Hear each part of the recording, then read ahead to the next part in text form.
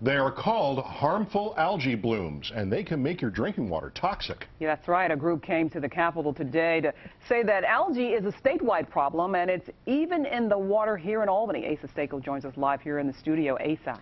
Well, and Jim, toxic targeting says there's algae in a reservoir here, and it's threatening the water supply in Syracuse, Rochester, and Auburn. They blame the state DEC for this outbreak. This is Basic Creek Reservoir. 20 miles from Albany, it's an alternative source of the city's drinking water, and there's been a harmful algal bloom here since midsummer. The algae lets off toxins that can cause vomiting, diarrhea, and blistering. These are neurotoxins. They're very toxic, even at extraordinarily low levels. The good news for Albany is it's been such a wet year, the city is only drawing water from its main source, the Alcove Reservoir.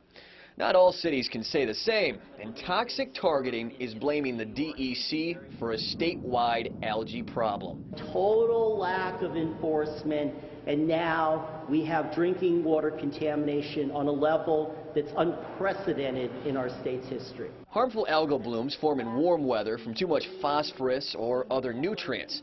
That can be from fertilizer runoff or other dumping. There are posted signs all around this reservoir, so our access was limited. But from here, we didn't see any clear signs of algae. The DEC says it is here.